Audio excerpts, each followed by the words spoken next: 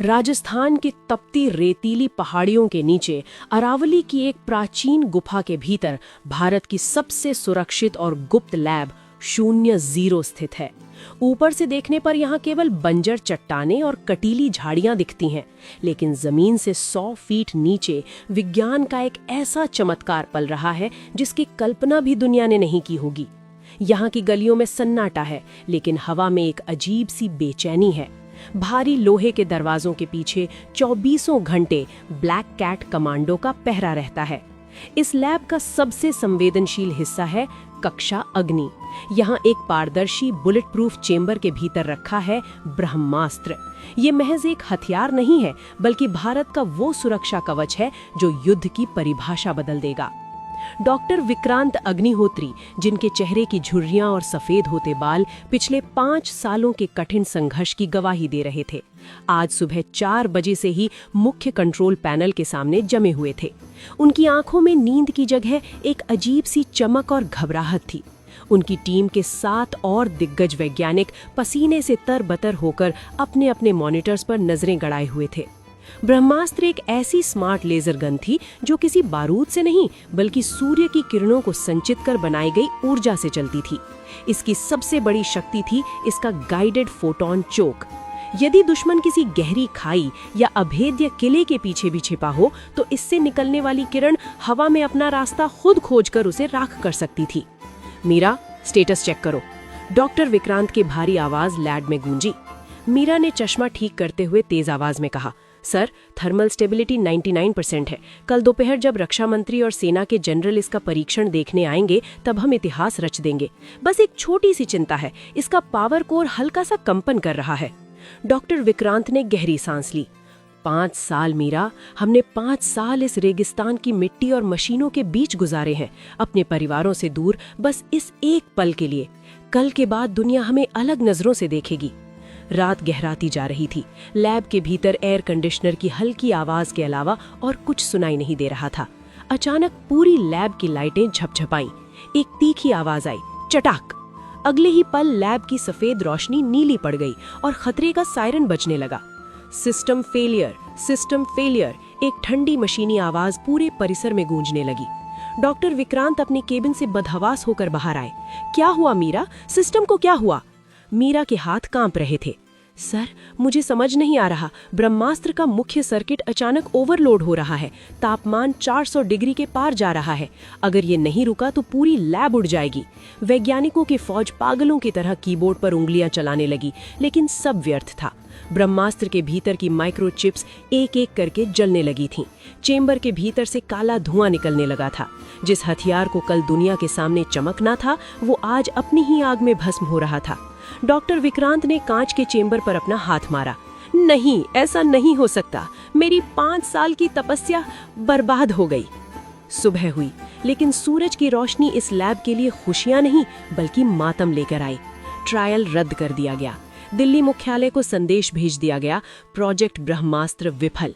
ये केवल तकनीकी खराबी नहीं थी, ये भारत के सबसे बड़े सपने की मौत थी। सरकार ने जांच कमेटी बिठाने का आदेश दे दिया।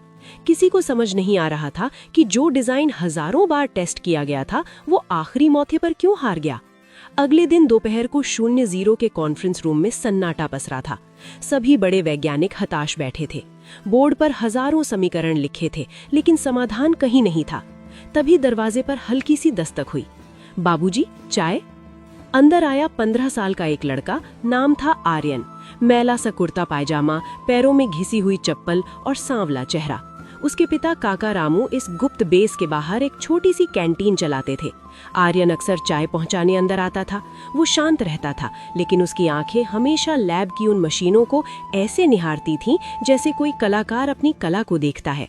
किसी ने उसकी ओर ध्यान नहीं दिया। डॉक्टर विक्रांत गुस्से में चिल्लाए, हटाओ ये चाय, अभी हमें मौत की सजा मिलने वाली है और तुम्हें चाय सूझ रही है, जाओ यहाँ से। आर्यन ठिठक गया। उसने मेज पर चाय के कप रखे। उसकी नजर अचानक बोर्ड पर बने उस नक्शे पर पड़ी जो ब्रह्मास्त्र का मुख्य सर्किट डायग्राम था। वो कुछ देर उसे देखता रहा। जब वो बाहर निकल रहा था तो सुरक्षा गार्ड बलबीर ने उसे टोका, अबे क्या हुआ, ऐसे क्यों खड़ा है जैसे भूत देख लिया हो, जा अपना काम कर, साहब लोग बहुत गुस्से में हैं। आर्यन ने धीरे से कहा, बलबीर भैया, साहब लोग जिस तार को जोड़ रहे हैं वो बिजली को रास्ता नहीं बल्कि गड्ढे में गिरा रहा है, इसीलिए आग लग रही है। बलबीर हंसा। अबे ओ चाय वाले के बेटे, तू वैज्ञानिकों को सिखाएगा? जा बर्तन धो जाके। 1 घंटे बाद आर्यन फिर खाली कप लेने अंदर गया। अंदर बहस और तेज हो गई थी। डॉक्टर मेहता कह रहे थे कि पूरा ढांचा बदलना होगा, जबकि मीरा कह रही थी कि इसे दोबारा बनाना नामुमकिन है। अचानक आर्यन की आवाज गूंजी, सर, आपका ये नक्शा गलत है। पूरा कमरा जम गया। भारत के 7 सबसे बड़े पीएचडी धारक वैज्ञानिक एक चाय पहुंचाने वाले लड़के को फटी आंखों से देखने लगे। डॉक्टर विक्रांत का चेहरा गुस्से से लाल हो गया। तुम्हारी हिम्मत कैसे हुई? तुम जानते हो तुम क्या कह रहे हो? डॉक्टर मेहता तंज कसते हुए बोले, देखिए विक्रांत जी, हमारी हालत इतनी बुरी हो गई है कि अब ये अनपढ़ बच्चा हमें सिखाएगा कि हथियार कैसे बनते हैं। लेकिन आर्यन डरा नहीं। उसने साफ आवाज में कहा, सर, आप जिस सीरीज वोल्टेज का इस्तेमाल कर रहे हैं वो इस धातु के साथ तालमेल नहीं बिठा पा रहा। जैसे ही पावर 1000 वॉट के पार जाती है, करंट वापस लौटकर चिप को जला देता है। इसे त्रिआयामी सुरक्षा यानी ट्रिपल लेयर इंसुलेशन चाहिए, जो आपने उस कोने में गलत बनाई है। डॉक्टर विक्रांत अचानक शांत हो गए। उन्होंने बोर्ड के उस कोने को देखा। वो डिजाइन पिछले 3 सालों से वैसा ही था। तुम्हें कैसे पता कि ये गलत है? विक्रांत ने धीमी लेकिन गंभीर आवाज में पूछा। सर, मैं रोज यहाँ आता हूँ। आपकी मशीनों की आवाज बदल जाती है जब आप उस बटन को दबाते हैं। वो आवाज वैसी ही है जैसी घर के पुराने रेडियो की होती है जब वो खराब होने वाला होता है। आर्यन की आंखों में एक अजीब सा आत्मविश्वास था। डॉक्टर विक्रांत ने एक पल सोचा, फिर अपना मार्कर आर्यन की ओर बढ़ा दिया। ठीक है, अगर तुम गलत हुए तो तुम और तुम्हारे पिता इस इलाके में कभी नहीं दिखेंगे। शुरू करो। पूरे रूम में तनाव इतना बढ़ गया कि सांस लेना मुश्किल था। आर्यन ने मार्कर हाथ में लिया। उसके हाथ जरा भी नहीं कांप रहे थे। उसने बोर्ड पर एक ऐसा रेखा चित्र खींचा जिसे देखकर वैज्ञानिकों के होश उड़ने वाले थे। 00 लैब के उस ठंडे कॉन्फ्रेंस रूम में जैसे वक्त ठहर गया था। डॉक्टर विक्रांत अग्निहोत्री ने अपनी पूरी साख दाव पर लगा दी थी। एक 15 साल का लड़का जिसके कंधों पर स्कूल का बस्ता होना चाहिए था, आज वो भारत के सबसे गुप्त हथियार के भाग्य का फैसला करने जा रहा था। आर्यन ने मार्कर को हाथ में ऐसे पकड़ा जैसे कोई योद्धा अपनी तलवार पकड़ता है।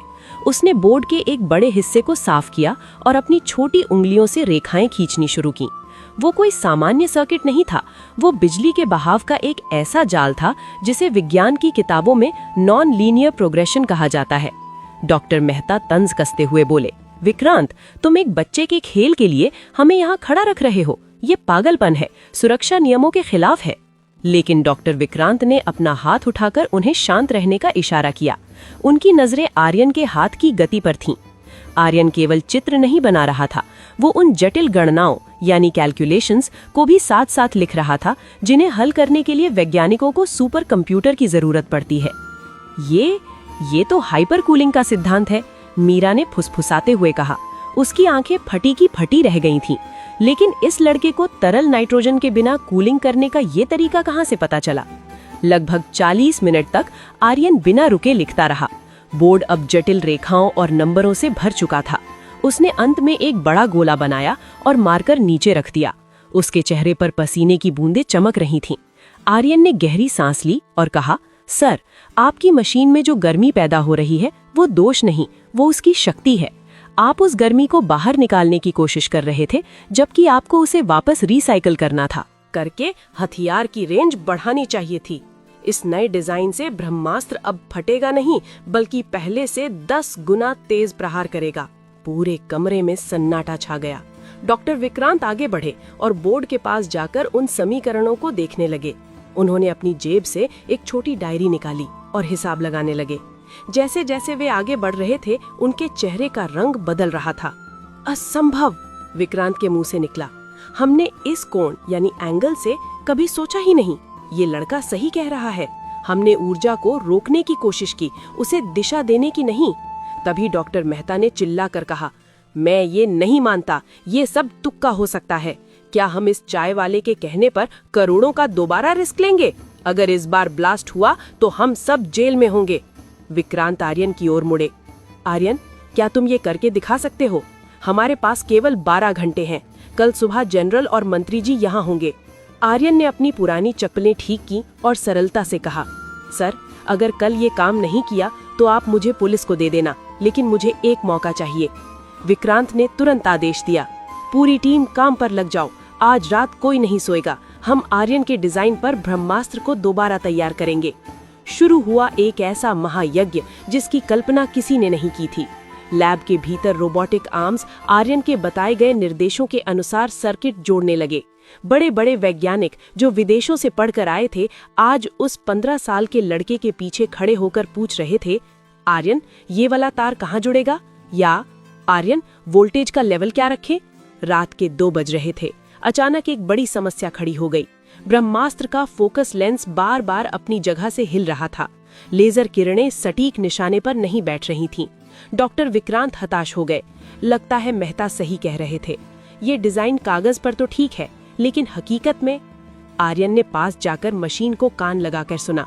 उसने एक पल आंखें बंद की और फिर बोला, सर, जमीन के नीचे एक बहुत बड़ा पानी का पंप चल रहा है। उसकी हल्की सी थरथराहट इस लेंस को हिला रही है। हमें लेंस को 0 डिग्री पर नहीं बल्कि 0.02 डिग्री बाएं झुकाना होगा। जब कंपन होगा तो वो खुद सीधा हो जाएगा। मीरा ने तुरंत कंप्यूटर पर गणना की। सर, ये सही कह रहा है। जमीन के नीचे के वाइब्रेशन को हम भूल ही गए थे। जैसे ही सेटिंग बदली गई, स्क्रीन पर हरा सिग्नल आ गया। System stabilised. पूरी लैब में खुशियों की लहर दौड़ गई। लेकिन अभी असली परीक्षा बाकी थी। सुबह के 5 बज चुके थे। ब्रह्मास्त्र अब तैयार था। उसका रूप बदल चुका था। अब वो पहले से छोटा, अधिक शक्तिशाली और एक रहस्यमयी नीली रोशनी से लैस था। विक्रांत ने आर्यन को देखा, जो एक कोने में जमीन पर बैठा बैठा ही सो गया था। उसकी सादगी और उसकी प्रतिभा के बीच का अंतर विक्रांत के दिल को छू गया। उन्होंने अपने कोट को उतारकर धीरे से आर्यन के ऊपर डाल दिया। ये लड़का भारत का भविष्य है, विक्रांत ने मीरा से धीरे से कहा। तभी सुरक्षा गार्ड बलबीर भागता हुआ अंदर आया। उसका चेहरा पीला पड़ा था। सर, एक बहुत बड़ी मुसीबत हो गई है। विक्रांत चौंक गए। क्या हुआ? क्या मंत्री जी आ गए? नहीं सर, बेस के बाहरी रडार ने कुछ संदिग्ध गतिविधियां पकड़ी हैं। सीमा पार से कुछ अनजान ड्रोन हमारी लैब की तरफ बढ़ रहे हैं। शायद किसी को खबर लग गई है कि हम आज कुछ बड़ा करने वाले हैं। वो हमें रोकना चाहते हैं। पूरे बेस पर रेड अलर्ट घोषित कर दिया गया। सायरन की आवाज से आर्यन की नींद खुल गई।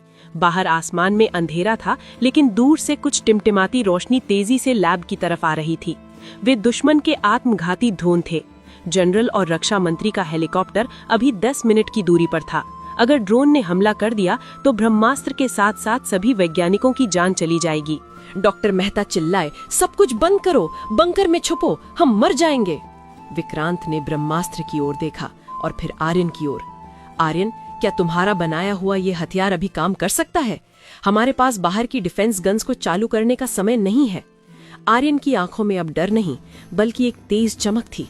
उसने कहा, सर, ब्रह्मास्त्र तैयार है, बस इसका लेंस आसमान की तरफ घुमा दीजिए, मैं इसे मैनुअल कंट्रोल करूंगा।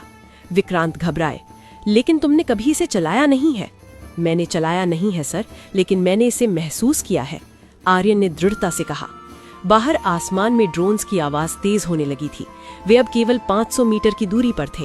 मौत सिर पर मंडरा रही थी। अरावली की पहाड़ियों के ऊपर आसमान अब पूरी तरह से ड्रोन्स की भिनभिनाहट से भर चुका था। दुश्मन के ये आत्मघाती ड्रोन्स 0-0 लैब को पूरी तरह तबाह करने के मिशन पर थे। अंदर लैब में अफरा तफरी का माहौल था। सुरक्षा प्रोटोकॉल के अनुसार सभी को बंकर में जाने का आदेश दिया गया था, लेकिन डॉक्टर विक्रांत अपनी जगह से टस से मस नहीं हुए। आर्यन, ये आत्मघाती हमला है, अगर हम चूके तो यहाँ कुछ नहीं बचेगा, विक्रांत ने चिल्लाकर कहा। आर्यन ने जवाब नहीं दिया। उसके हाथ ब्रह्मास्त्र के कंट्रोल लीवर पर थे। उसकी आंखें स्क्रीन पर नहीं बल्कि बंद थीं। वो मशीनों की आवाज के साथ अपने दिमाग को सिंक्रोनाइज कर रहा था।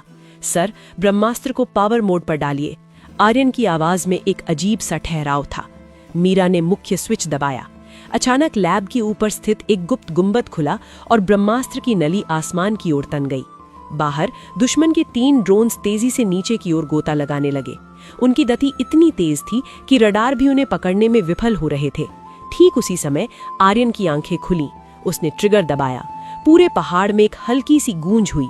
ब्रह्मास्त्र से कोई गोली नहीं निकली, बल्कि एक नीली बिजली जैसी लकीर आसमान को चीरती हुई निकली। वो लकीर एक ड्रोन से टकराई और टकराते ही वो ड्रोन बिना किसी आवाज के हवा में ही वाष्पीकृत हो गया। न मलबा गिरा, न धुआं उठा, वो बस गायब हो गया। हिट, डायरेक्ट हिट, मीरा चिल्लाई। आर्यन ने रुकने का समय नहीं दिया। उसने लीवर को घुमाया और अगले 2 सेकंड में 2 और प्रहार किए। आसमान में एक नीली रोशनी का जाल सा बन गया। दुश्मन के बचे हुए 5 ड्रोन एक एक करके गायब होते चले गए। पूरी लैब में सन्नाटा छा गया। वैज्ञानिकों की टीम जो बंकर की ओर भाग रही थी वहीं रुक गई। उन्होंने अपनी आंखों से वो चमत्कार देखा था जिसे विज्ञान की दुनिया में असंभव माना जाता था। तभी आसमान में जनरल और रक्षा मंत्री के हेलीकॉप्टर की आवाज सुनाई दी।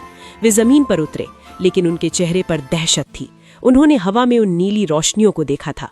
रक्षा मंत्री जैसे ही लैब के भीतर आए, उन्होंने डॉक्टर विक्रांत को पकड़ा। विक्रांत, बाहर वो क्या था? क्या लैब पर हमला हुआ? और वो नीली रोशनी? डॉक्टर विक्रांत ने मुस्कुराते हुए बगल में खड़े आर्यन की ओर इशारा किया। मंत्री जी, वो हमला नहीं, हमारी विजय की घोषणा थी। और ये है वो लड़का जिसने आज न केवल हमारी जान बचाई, बल्कि भारत को दुनिया का सबसे शक्तिशाली देश बना दिया। जनरल रावत ने ब्रह्मास्त्र को देखा और फिर उस छोटे से लड़के को जो अभी भी अपनी फटी हुई चप्पलें पहने खड़ा था। डॉक्टर, आप कह रहे हैं कि इस बच्चे ने उस हथियार को ठीक किया जिसे आपके एक्सपर्ट नहीं कर सके, और इसी ने उन ड्रोन्स को गिराया? डॉक्टर विक्रांत ने पूरी कहानी सुनाई। आर्यन का चिलमची, स्क्रैप, कागजों से पढ़ना, मशीनों की धड़कन को समझना और रात भर जागकर सर्किट को दोबारा डिजाइन करना। जनरल रावत, जो एक कठोर सैन्य अधिकारी थे, उनकी आंखें नम हो गईं। वे आर्यन के पास गए और उसे एक कड़क सल्यूट ठोक दिया। बेटे, आज तुमने सरहद पर खड़े लाखों सैनिकों को एक ऐसी ढाल दे दी है जिसके आगे दुनिया की कोई ताकत नहीं टिकेगी। रक्षा मंत्री ने आगे बढ़कर आर्यन के गले में अपना वीआईपी पास पहना दिया। ये पास अब तुम्हारी पहचान नहीं, भारत का गर्व है। आज से तुम्हारी और तुम्हारे पिता की गरीबी का अंत होता है। तभी बाहर से एक आवाज आई, आर्यन बेटा। आर्यन के पिता काका रामू बदहवास होकर अंदर आए। उनके पीछे सुरक्षा गार्ड उन्हें रोकने की कोशिश कर रहे थे। रामू डर के मारे कांप रहे थे। साहब, मेरे बेटे ने क्या किया? क्या उसने कुछ तोड़ दिया? मुझे सजा दे दीजिए, उसे छोड़ दीजिए। रक्षा मंत्री ने रामू के हाथ थाम लिए। रामू जी, आपके बेटे ने कुछ तोड़ा नहीं है, बल्कि इस देश के दुश्मनों का गुरूर तोड़ा है। आज से आप एक चाय वाले नहीं, बल्कि भारत रत्न के पिता के रूप में जाने जाएंगे। दृश्य बदलता है। 3 महीने बाद नई दिल्ली का राजपथ, गणतंत्र दिवस की परेड चल रही है। हजारों की भीड़ और दुनिया भर के मीडिया की नजरें मुख्य मंच पर हैं। राष्ट्रपति मंच पर खड़े हैं। अगला पुरस्कार, सर्वोच्च राष्ट्रीय वैज्ञानिक सम्मान, आर्यन कुमार के लिए। भीड़ में से एक 15 साल का लड़का साधारण से कुर्ता पायजामा और हाथ से सिली हुई जैकेट पहनकर बाहर आया। उसके पीछे उसके पिता रामू और डॉक्टर विक्रांत गर्व से चल रहे थे। जैसे ही राष्ट्रपति ने उसके गले में पदक पहनाया, पूरा राजपथ जय हिंद के नारों से गूंज उठा। आर्यन को माइक के सामने बुलाया गया। लाखों लोग उसे सुन रहे थे। आर्यन ने शांत स्वर में कहा, ज्ञान केवल बड़े कॉलेजों की इमारतों में नहीं रहता, वो तो हमारे आसपास की हवा में, मशीनों के शोर में और हमारी मेहनत के पसीने में होता है। मैंने बस सुना और मशीनों ने मुझसे बात की। जय हिंद। आसमान में भारतीय वायुसेना के विमानों ने ब्रह्मास्त्र की नीली रोशनी जैसी आतिशबाजी छोड़ी। डॉक्टर विक्रांत ने दूर खड़े होकर देखा कि आर्यन अब केवल एक चाय वाला नहीं, बल्कि आधुनिक भारत का न्यूटन बन चुका था। अगर आपको हमारा वीडियो पसंद आए तो हमारे चैनल को सब्सक्राइब करना ना भूलें।